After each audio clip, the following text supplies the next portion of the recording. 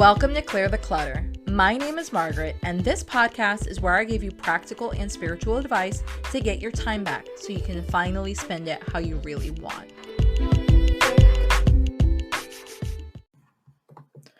Hello. So today's episode, we're going to be talking about turning your existing skills into cash in the bank.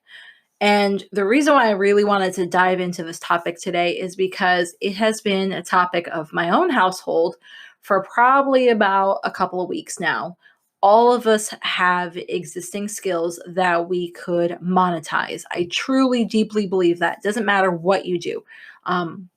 You could be like my mom and she's really great with plants. You could be like my dad and have been a project manager for like a bajillion years. You could be like my husband and have been a former welding instructor and just have a really great creative eye. You could be like me and be a business clarity coach that helps you bring profit into your business and find missing profit in your business. Doesn't matter what your existing skill set is. One thing I truly deeply believe is that not enough of us are actually going after that low-hanging fruit and taking our existing skills and turning it into cash. So most people, and I'm guilty as charged, so it's not like I'm judging. If anything, I'm going to be judging myself. But most people, what they do is when they're trying to either bring in more cash into their household or, build a side hustle or expand the existing income they have because maybe they own their own business already. Most people, what they do, instead of doubling down or tripling down or quadrupling down on the existing skills that they have and figuring out different ways to monetize that, what most people do is they feel that they have to go out and learn a new set of skills, and then they can figure out how to monetize that, and then they can bring in more money. And in different points in our life, that is true.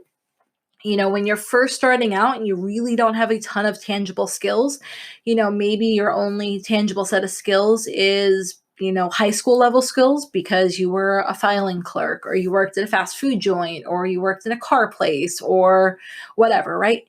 If that is your initial level of skills and you want to deepen your practice into something, different story. I totally agree with that. I applaud deepening a set of skills that you already have. But if you are either in your mid to late 20s or beyond, you already have an existing set of skills.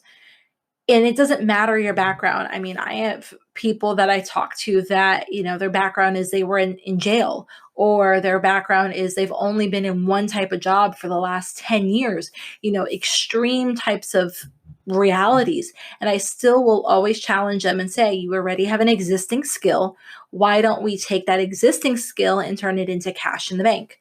And a lot of it, I believe, is that, especially in America, if you're listening to this and you live in America, most people believe that you have to work hard to earn money because that's the only way you'll be worthy of it or you deserve it.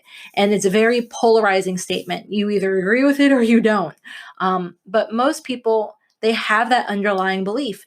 If it's too easy, I don't deserve the money. If it's too easy, why isn't everyone else doing it? If it's too easy, how can I make a living wage at this? Or how can I make this profitable? Or how can I make this worth my time? They question the thought process or their own internal beliefs about this is too easy. And if it's too easy, then the American phrase is, if it's too easy, it's too good to be true. Well, I like to take that and challenge that by saying, well, the reason why it's easy is because you've done it a bajillion times. Maybe you've done it 50 hours and you're ahead of someone else. Or maybe you just have an innate skill for that and your 50 hours is the equivalent of someone else's 200 hours. So I don't like to tell people that their existing skills, they should just disregard that because it's too easy. I say the reason why it is easy is because you have an innate skill around it. So instead of being so airy-fairy, let me give you something tangible. I am a business profit coach. It's not something that I do all the time. I do it on, request basis only, but I have a handful of clients that I do business profit coaching for. So I will go ahead and I will look at their business, depending on where they are with their accounting, if they have an accountant, if they just, have basic books or something like that. I'll, help them review where their money is coming from, what they're spending on. And I'll just ask questions as to what are you spending on? Why are you spending on it? What are the results you expect to be getting from spending said money? And are we getting them? Not necessarily rocket science, but at least that's from my perspective. And in reality, I have other people that are willing to pay me to bring clarity to their profit, because for them, what comes naturally to me, AKA looking at everyone's money and being like, well, why the heck are you spending that? And is it worth it? What's easy for me to see is not easy for someone else to see. So, true to form of one of my favorite online coaches ever, I'm obsessed with her work, is Amanda Francis. She always challenges, what would this look like if it was easy? And I've talked about this in previous podcast episodes, but when I thought of that, it took me like a year to really absorb all of that, because I believed that having something easy meant something was wrong, meant I was cheating the system, meant that I wasn't working hard enough, that I didn't earn it or I didn't deserve it if it was easy. I had this whole hang up around easy. So once I was able to get past that, then I started looking at different things in regards to making more money and creating wealth. So, a little side tangent on wealth.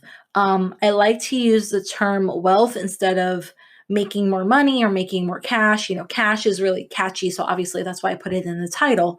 But I've elevated my verbiage to say wealth, because when I think of the word wealth, I treat my money differently.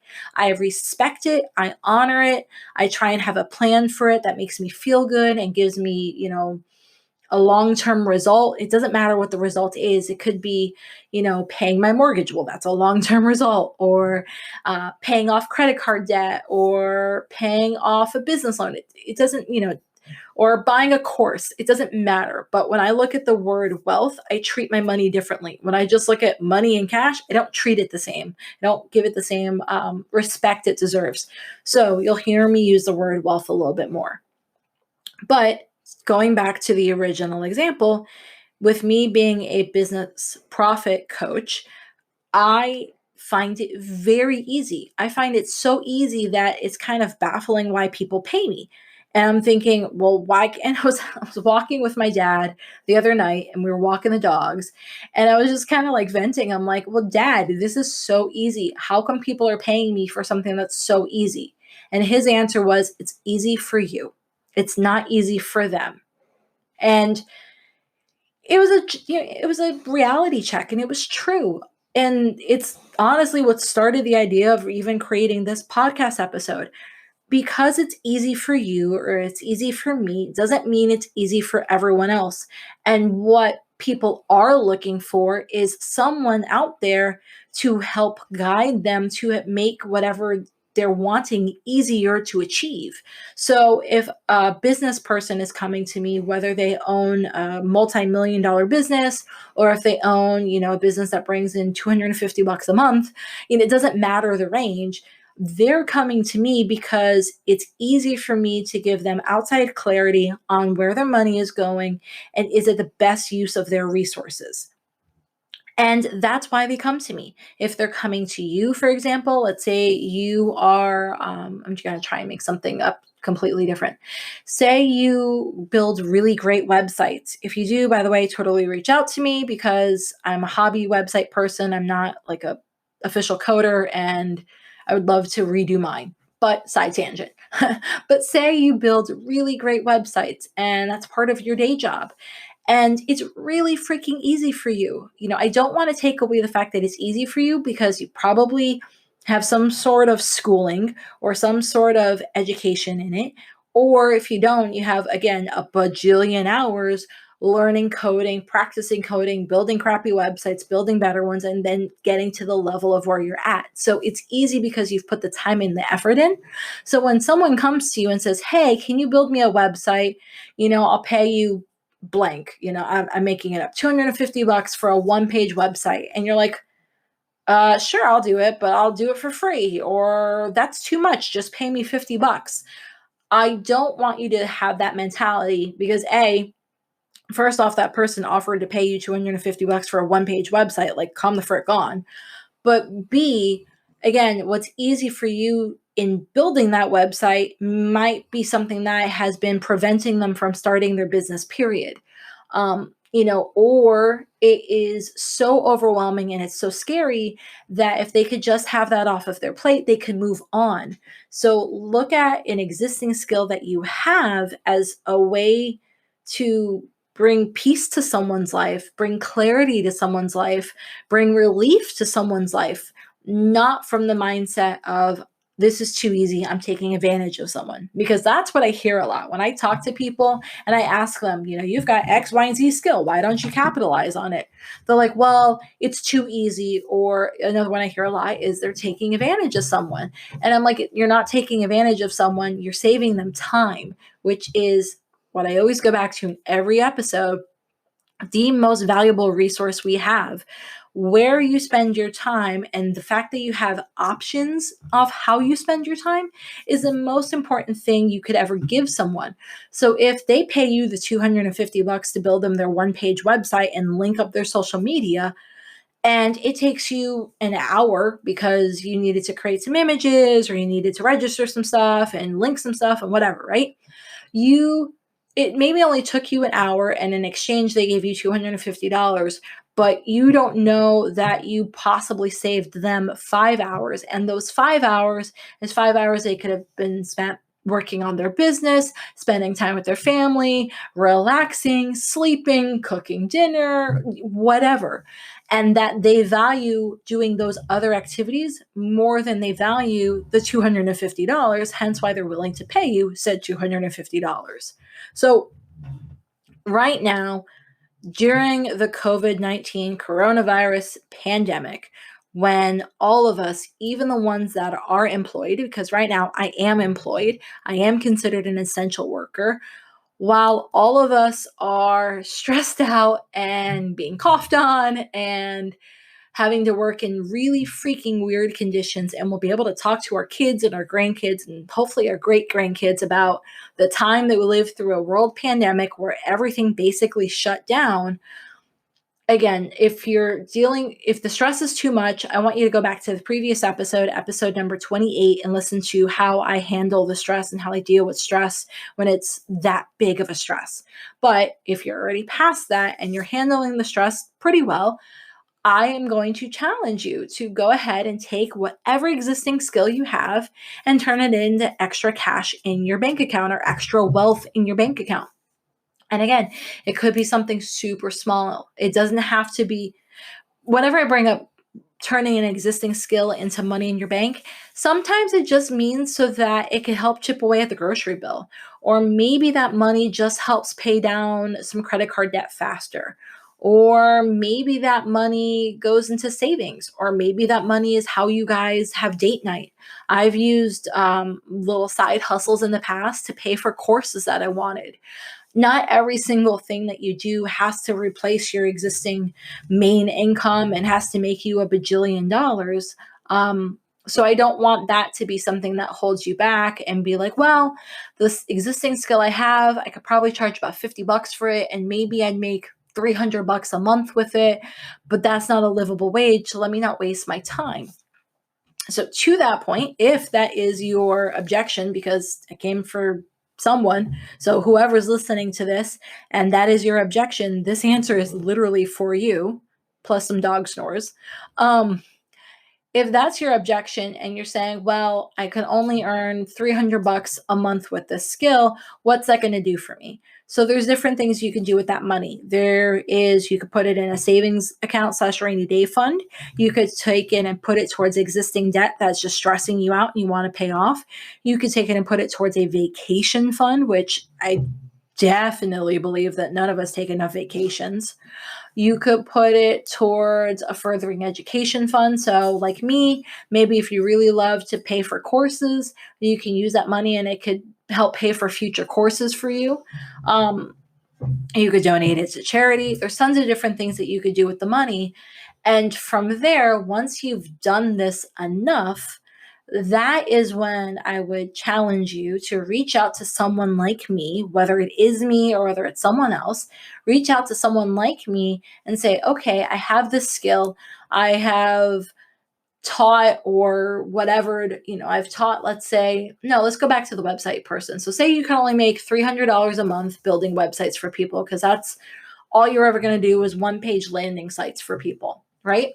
Well, maybe at that point, after you've done 5, 10 of them, whatever, you go to someone like me and they say, well, okay, obviously this is your going rate for a website and you can do 1 or 2 a month. So you're doing 300 to 600 a month. Why don't you build 4 or 5 templates? And why don't you reuse those templates and then you just do some minor modifications so you're not rebuilding the website from scratch over and over again? You take that existing skill you have and you take something that is easy for you and you make it even easier. And I'm here to give you permission that it's okay to take the things you're doing and always continue how to make it easier. So if that meant you built a couple of different website templates and people could pick from them, you're allowed to do that. That's okay. I totally give you permission. And then from there, say maybe you sold some website templates and you put them on, I don't know, Creative Live, or you put them on other sites that you can charge, or maybe you build your own site and people can download the website themes from you on your own site. And that's another way that you make it easier on yourself. Whatever it is, I want you to think of this existing skill that you have. And I don't want you to just say, okay, I always have to trade my hours for dollars. Just like I'm advising you, this podcast, for example, is something that is a legacy item. Every single episode that I create not only gets my message and my content out into the world, but it's something that I can reuse over and over and over again. I can use it and I can pitch other sites that I want to write for. I can use it to guest post. I can use it and post it on Pinterest to have someone find me. I can use it as bonus audio for a course I'm creating. I can use it to show that I've got authority in X, Y, and Z.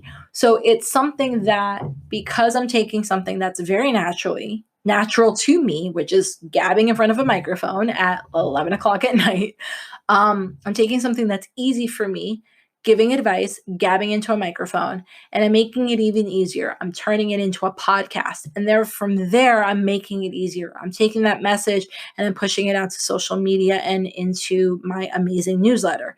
And then from there, I'm making it even easier. I have it published everywhere. So Stitcher, iTunes, Spotify, you name it, it's probably on there through Anchor, because I want my message to get out everywhere. And using Anchor gets it out in one click everywhere for me.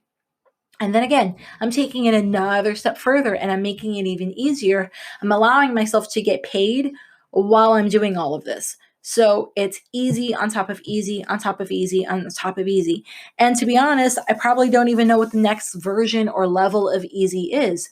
So maybe easy is I write the copy and I have someone schedule everything out for me. Maybe easy, the next level of easy is having someone schedule out the copy for me and someone have someone create the images for me versus having me create the images. There's totally more levels of easy I can't even fathom right now because I'm trying to get used to the level of ease I'm allowing in my life now.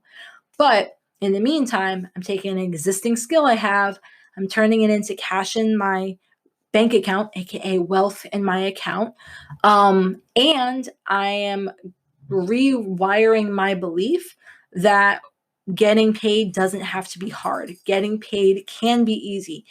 Getting paid consistently can be very easily. Anything I do, I can monetize and I can create wealth while I'm sleeping. Anything I do, I can use to get my message out to help people.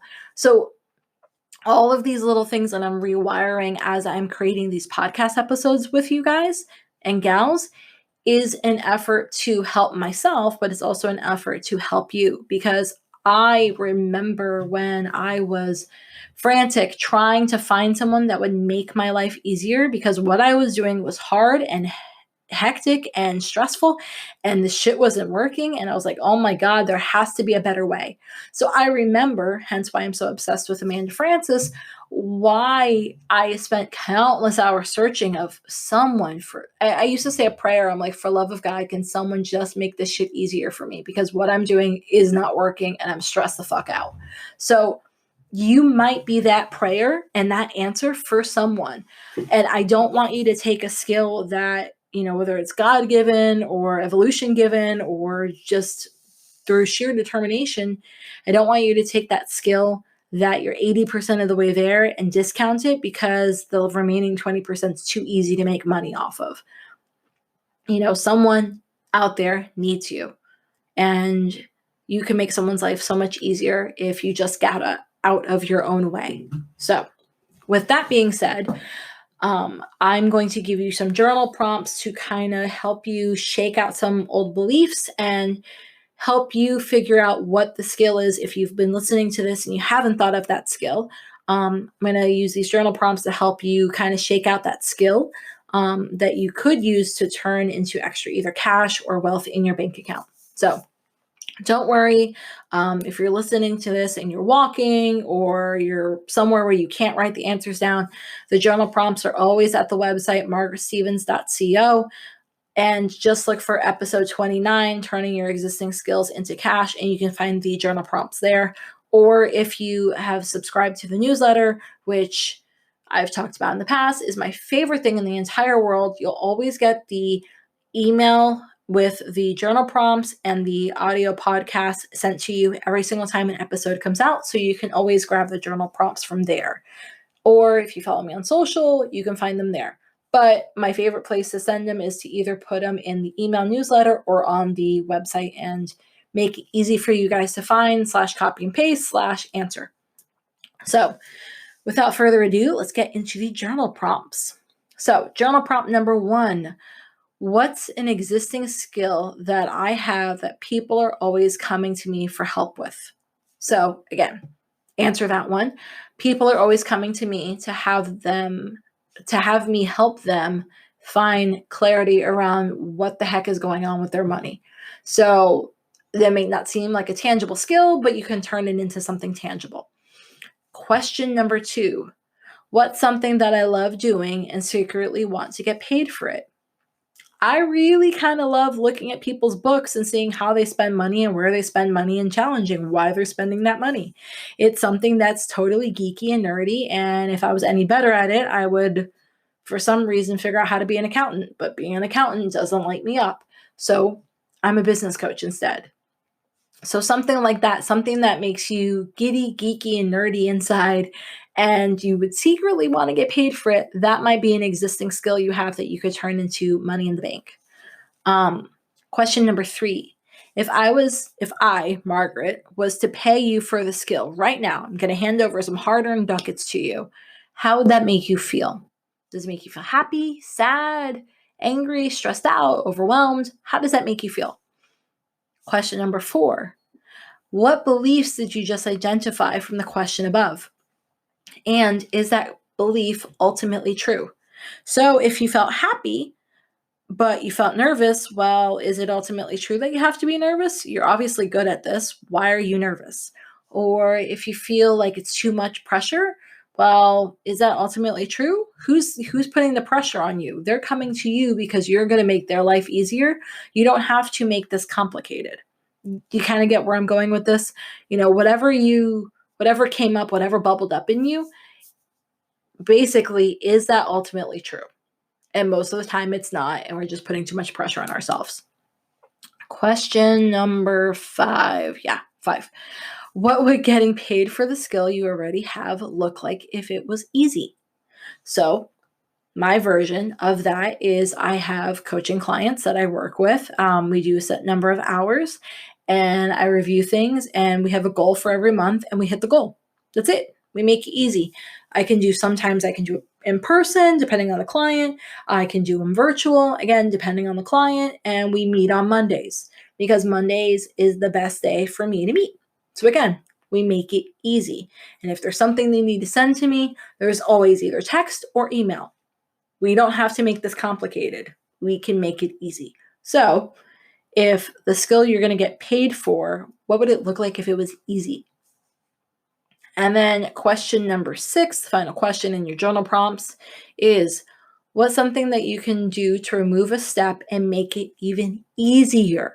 So for me, if I was getting ready to take on new business profit coaching clients, it's kind of a messy term, but you get my drift, right? If I was getting ready to take on new clients, I could have a standard intake form on my website and I could say, okay, go to margotstevens.co/blank, blank, blank, and fill out the intake form. And then I could standardize the process.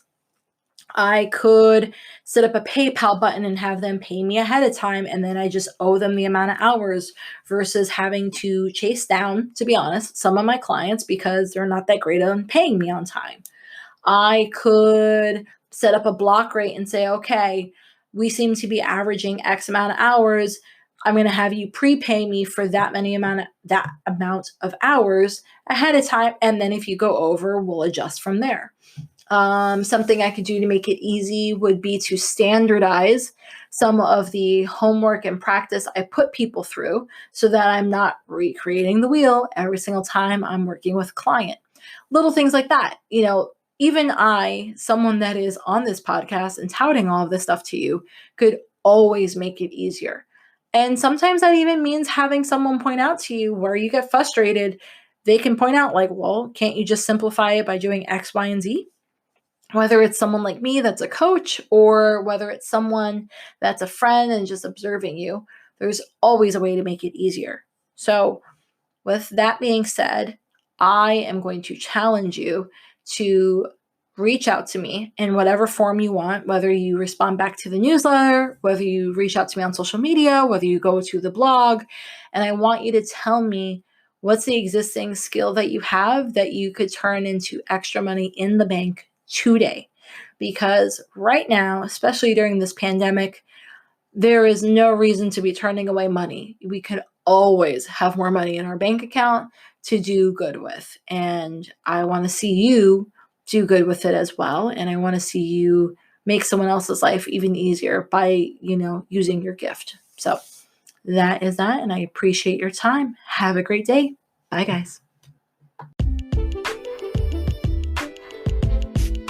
Have a burning question for me? Want that link I was talking about? Get access to all the resources and links that were mentioned in this episode and others over at margotstevens.co. And if you haven't, don't forget to sign up for my VIP list where I share special bonuses, pre-launch coupon codes, and advice I don't share anywhere else. Thanks for listening.